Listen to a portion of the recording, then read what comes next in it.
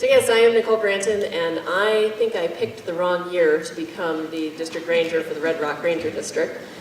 I'm going to try to keep this pretty short because I don't know about you guys. I'm a little tired of sitting up here, but I have this list of things I wanted to say to you guys, but I think a better way to approach this is to summarize what I've heard some of my colleagues say here in the last few minutes. So let's see, tonight we've heard the National Weather Service say that there will be life-threatening weather this summer, that you'll have minutes to respond. We've heard our BAER team say this water knows where to go, which is in the stream channel. We've heard our emergency responders say that one of the big challenges they face is how they're going to warn visitors, and that they may not be able to get to you. And I think you've heard several people here tonight say there's really nothing we can do about some of these things. So what that kind of adds up to for us in the Forest Service is that there is something that we can do, and that is limit the number of people that are in the path of these floods and the things that are coming. So, well, thank you. So one of the things that we're going to do with the Forest Service is that we are going to maintain our current fire closure. This is the slide fire perimeter. This is basically what was involved directly in the fire. West of 89A from Slide Rock State Park to the switchbacks. This includes the recreation sites, the developed recreation sites, as well as the forest itself.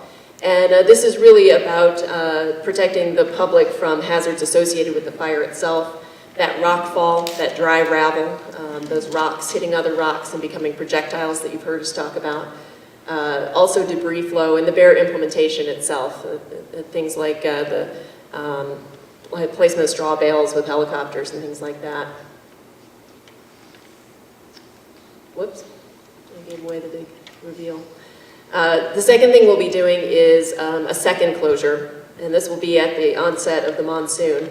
This will be closure of all Forest Service system lands within Oak Creek Canyon from Sedona to the switchbacks. So that'll be up to the rim, both on the east and west side. This is due to the potential for, that you've heard about tonight, the potential for flooding, debris torrents, and also the evacuation issues that you've heard the fire department and the county sheriff talk about.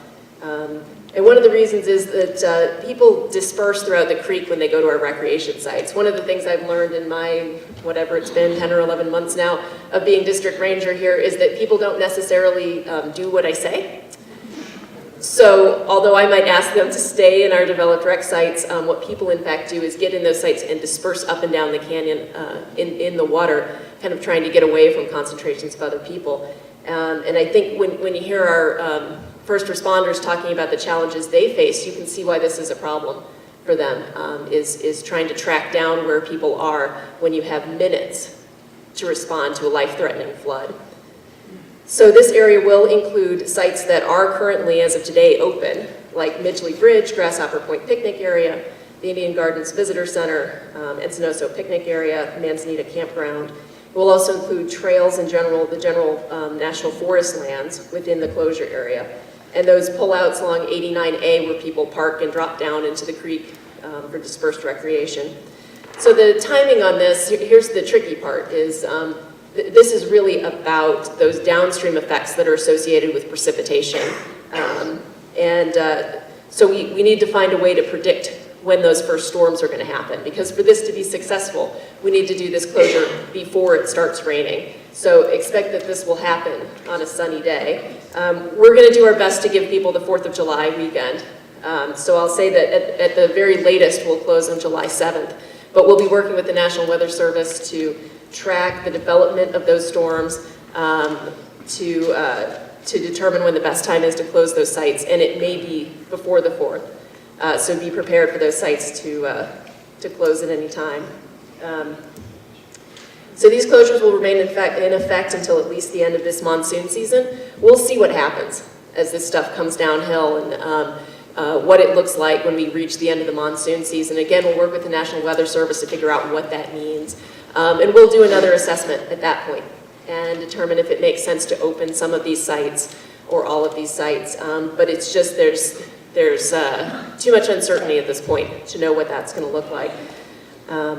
So this will only affect National Forest System lands. Private land, including privately owned businesses, resorts, restaurants, etc., will be unaffected by this. They can remain open if the owners choose to do so. So there will still be, I imagine, opportunities for people to recreate there on private land. Slide Rock State Park may choose to remain open. The portion of Slide Rock State Park that is National Forest System land will be included in this closure, though. So, I just want to say that, you know, this, we've laid this all out for you today, and it does seem like kind of a no-brainer as you've heard person after person talk about the dangers in here. But I do want to say that this was a complicated decision. It's not something that Scott and I take lightly.